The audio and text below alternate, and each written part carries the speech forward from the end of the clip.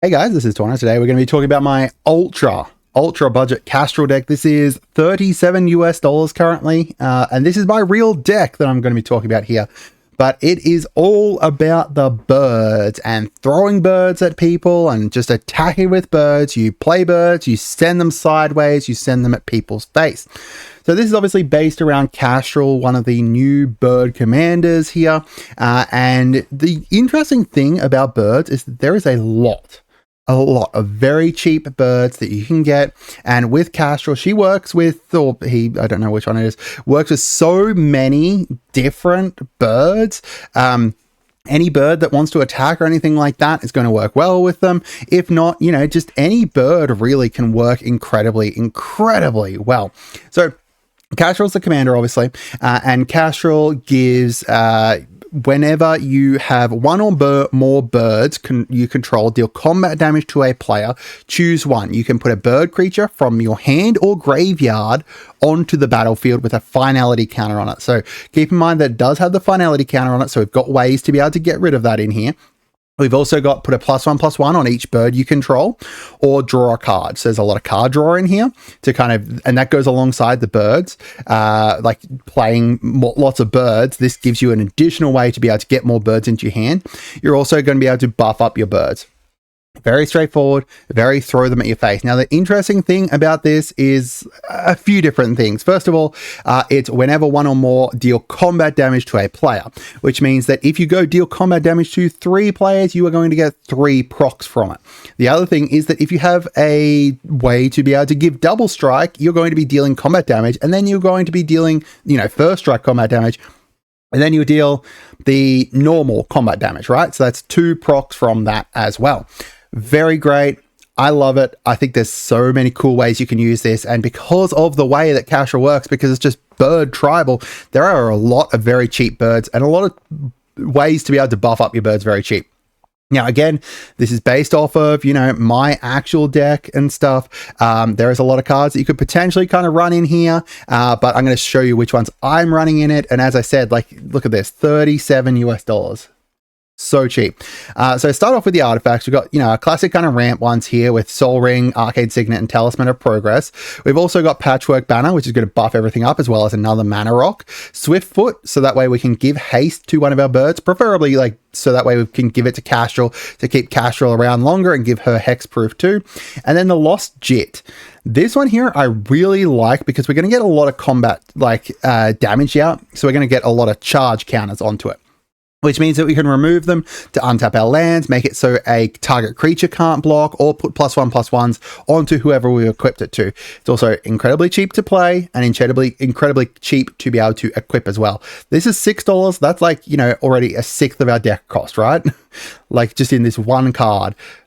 But all the other cards we need are really cheap. Fire Shrieker here is double strike, incredibly important to give us 2 procs.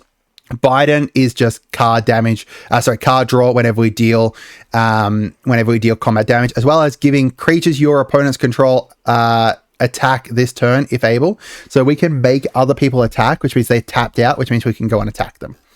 As for the creatures, just lots of birds. Birds that do things for various different reasons, whether they're ETBs, first strike here. I just had to include this one because of the freaking art for it. And I just love the idea of these raptor dropping bombs. We've got like, you know, some LCI birds here, Cartographer's Hawk, like combat damage ones, and ETBs. Lots of combat damage and ETB kind of ones. Another one that we've got in here is Mockingbird. That way we can bring it in, copy either a bigger bird that we've got or something from someone else, and then turn that into a bird with flying, right? You can copy someone else's commander, and now all of a sudden it's a bird with flying. It's going to proc our Kastral, as well as do some really great other stuff with it. We've got a little bit of flickery stuff in here, proliferate, you know, some basically everything in here has flying as well, is a big thing, which means that from Bloomburrow, I couldn't include all the birds from Bloomburrow, unfortunately, because some of them were like, when you attack, if give something without flying and stuff. That wasn't really going to work. We've got Watcher of Spheres here and Empyrean Eagle to buff up our flying creatures or to be able to like make them cheaper to cast there. Bloomburrow Mentor. This one here does give +1/+1s on target creature you control without flying. So there's not many things that I've got here that are without fly. Like, actually, I don't think there's anything without flying. But I think that this was just a cheap kind of good bird. And if we manage to get like a fish from something, like not that one, the other Night Fisher gives fish, we can give them +1/+1s, or if we get a creature from somewhere else, we can use with it. But either way, 3 for 2 and a 3, I don't think was awful when, it could potentially buff something up later on. Jackdaw Savior, enabling us to be able to return things from the graveyard to the battlefield. Just some general kind of buffs up for flying stuff, making flying cheaper and stuff, and then some flicker stuff in here too, which is really good. Yeah, that's really it. Like, I don't want to go too far into the creatures because the creatures are mostly just kind of birds that I had sitting around that I've built this from. And if you guys have been playing Magic for a while, you probably have birds sitting around you could potentially build this from. There were some that I kind of had to go out and buy, specifically the ones that do stuff with birds. So Kanji here, I got the Warden of Evos, the Jubilant Sky Bonder here, and the Empyrean Eagle and the Watcher of Spheres. Those ones there I went to go buy.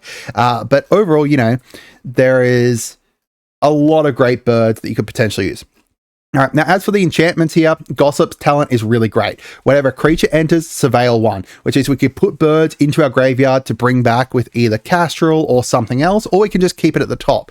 The bottom bit here is really important too. Whenever a creature you control deals combat damage, you get to flicker it, which means that we can get all our ETBs again. Sword Coast Sailor is to enable Kastral to 100% hit something.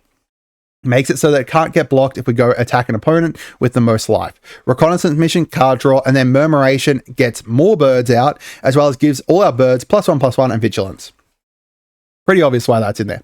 The instants, I've pulled a lot of instants from the newest set, obviously. Crumb and Get It, Shore Up, Dawn's Truce, Dazzling Denial, and Parting Gust were all from the most recent set, but they all do stuff that previous cards did anyway. So like Dazzling Denial in this deck is essentially a counter spell. Like, no one's going to pay 4 extra to be able to cast their spell, and this is a really great spell. Parting Gust is just a, removal, but we can also use it to flicker something.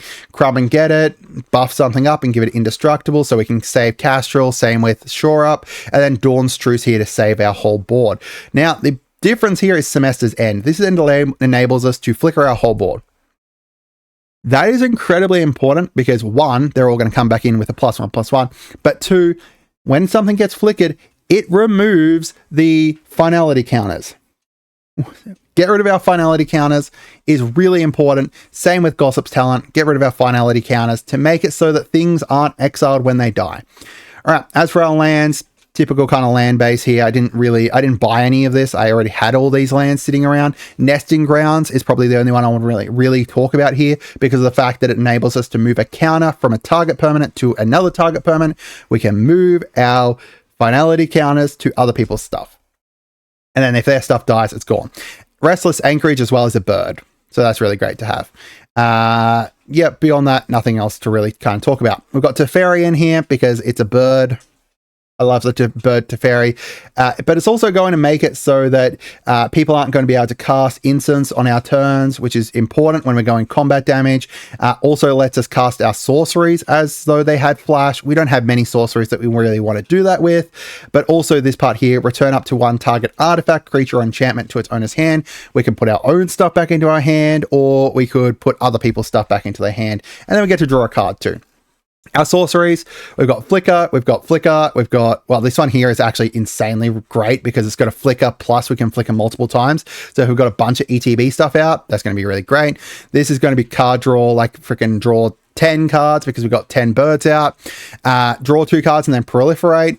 We've got a whole bunch of +1/+1s if we don't Flicker them, and then we can buff those up there. And then Austere Command, we've got a lot of stuff here that we want to kind of protect. So removing like enchantments, unless we've got enchantments out, then, this just gives us a great kind of board wipe that's really cheap to be able to use.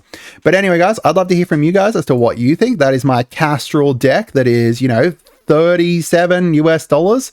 So if you guys want to get it, I'll put the link down to the description so you can grab it and stuff. Also, I did ask over on my YouTube YouTube community, which one do people prefer and use between Moxfield and Architect. There's obviously more people using Moxfield, but I want to know why. Why do you guys prefer Moxfield to Architect? Let me know, and then I might potentially change over to it again. I just want to hear from you guys. Have a great day and goodbye.